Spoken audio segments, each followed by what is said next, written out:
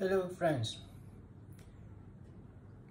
Okay, now today is day 3 of the Russians military incursion towards Ukraine. Not surprised at all. I see from the media there were reports on some civilian casualties, and despite the proclamation or the statement by the Russian Defense Minister that their targets are only military targets, installations. However, the focus from the media is focusing on some bystanders who were hurt in the airstrikes, and some apartment buildings were destroyed by the debris of drowned fighter jet. Okay, what I want to say is all this, if you compare to the impact and the casualties incurred by NATO's bombing towards Kosovo during the Kosovo War, it is insignificant in terms of either the absolute numbers, the casualties, or the percentage of the civilian casualty in relation towards the number of military personnel lost. So again, it is a very biased perspective to report things. I believe if they can find any true,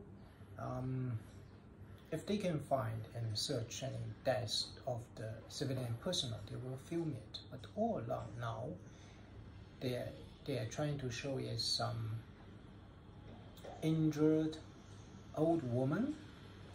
Right. I mean, the women of that age, they are fragile and they can be injured in multiple ways. Even during the earthquake, they could be seriously injured, let alone in a intense military operation like this.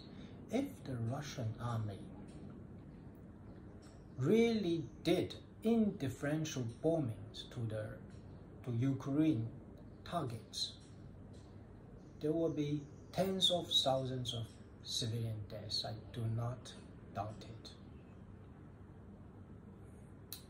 And when I flip through the reports, the news about Kosovo bombing, I came across something very interesting. British government accused BBC of reporting NATO bombing in Siberia, accused them of pro-Serb reporting, accused BBC reporting from a biased perspective. Probably, I guess, there were some reports covered by the BBC on the civilian casualty. Oh yeah, if this civilian casualty is in Ukraine, then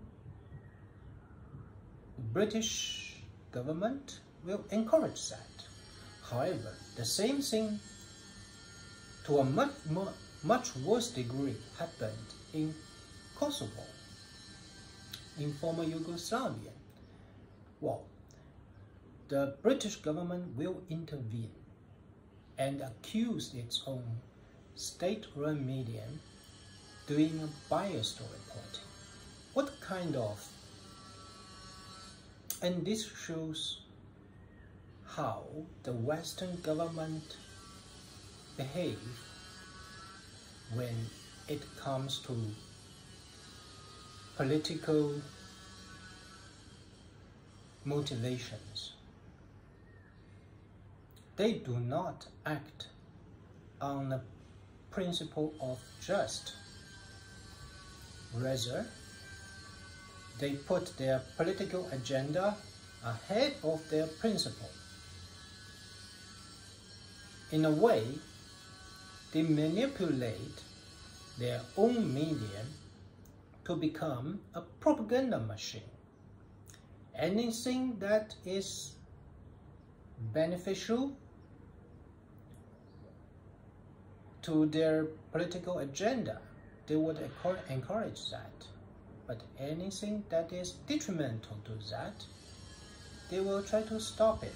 There is no fair journalism. And this shows how biased the media can be in an already very, very biased perspective or viewpoints towards ex-communist countries like Russia, like China. In short, it's unfair. And when we read or watch those news, we have to take it with a pinch of salt. And that is why I want to emphasize the independent thinking is very important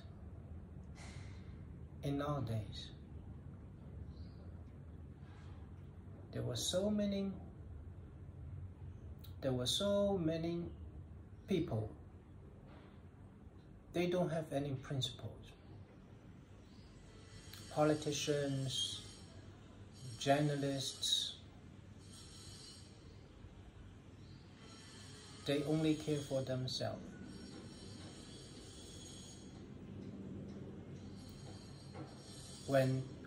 Coming back to the political leadership, Zelensky is the worst kind of leader that you can ever imagine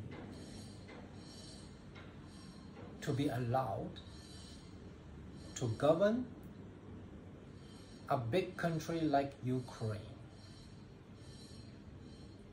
As of now, he acts like a tough guy, show up in the media. I think it is more suitable for him to be an actor rather than a responsible political leader.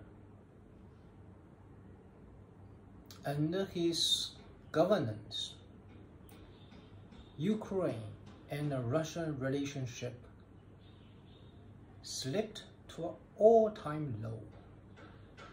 And it is him and the people behind him who should be responsible, should be held accountable to the human life loss, to all these tragedies caused by the Russian military intervention.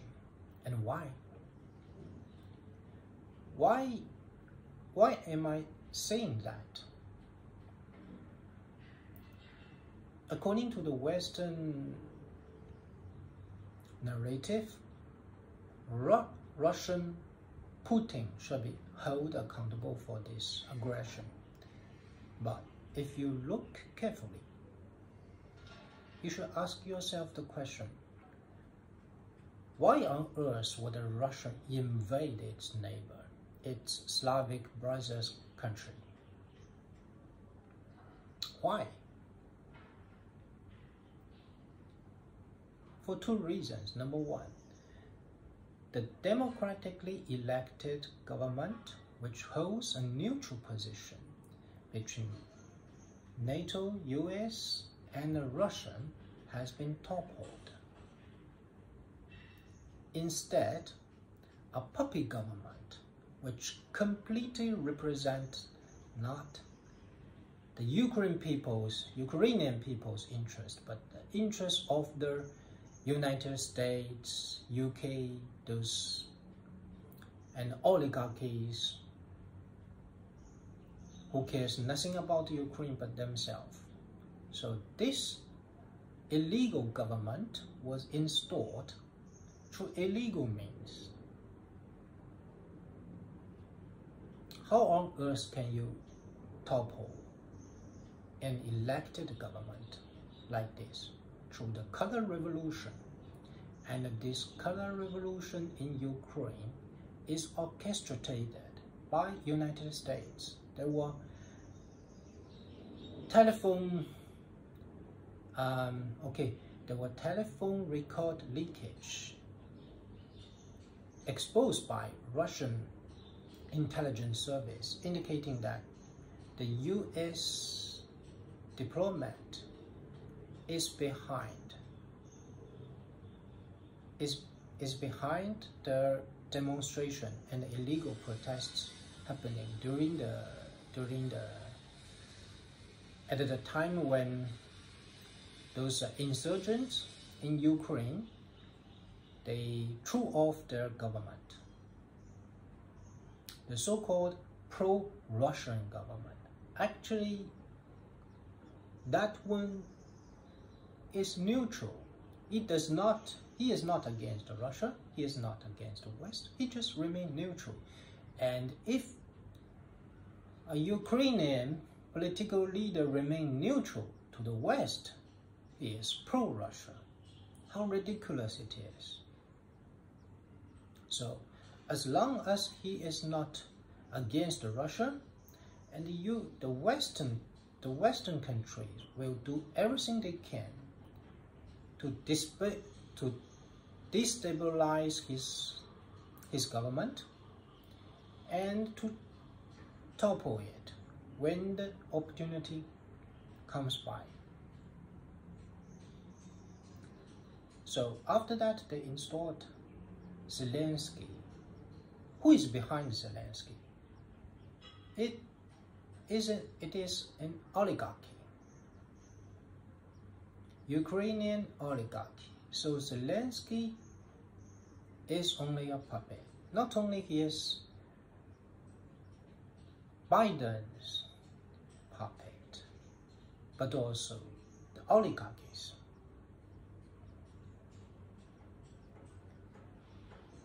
If we understand this, if we trace the history to this point, you should not fail to expect that under his so-called statesmanship, Ukrainian government behave like a naughty child, mess around with its neighbors, mess around with its Russian minority. And by the way, the Russian people, they are also Ukrainian people. Ukraine is not a single race country, it's a multiracial society whereby Ukrainian and the Russian are the two major races in this country. But when Zelensky is in power,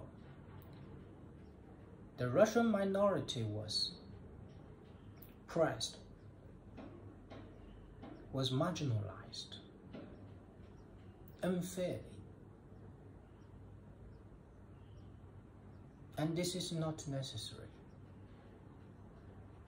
People with common sense would know it is bad. It is bad for the Ukraine, and it is dangerous considering its next door neighbor, Russia. You mess around with Russian people within your border, of course, the Russian government will not stand by and watch it happen. Like any responsible government, the Russians come to the aid of their brothers and sisters in Ukraine, and no doubt they play a part in the separation of Lugansk and Donetsk separated from Ukraine.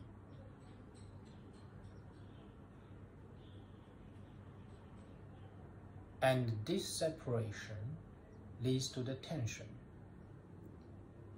Add on to that is the Crimea.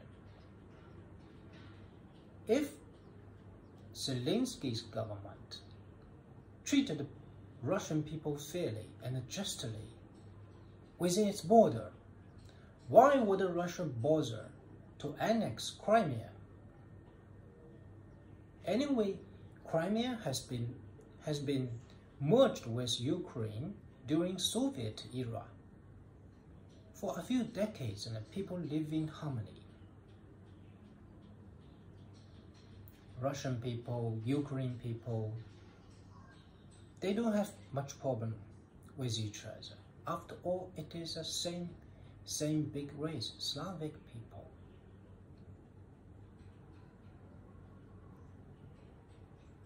However, I shall not fail to mention that Zelensky is not Ukraine by race, right? He's not Ukrainian. He is a Jewish guy. And like many oligarchies in Ukraine, they are Jewish. The Jewish people possess the vast amount of wealth in Ukraine, and they have much higher percentage. There's a very high percentage of Jewish officials in Ukraine government.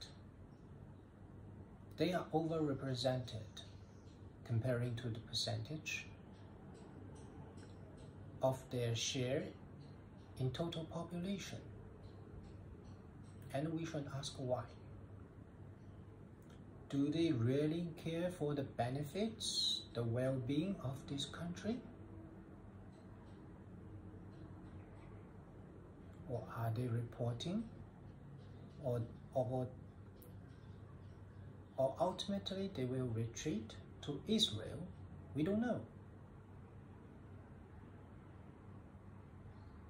But during his tenure, Zelensky has delivered some worst leadership in Ukraine. It's terrible.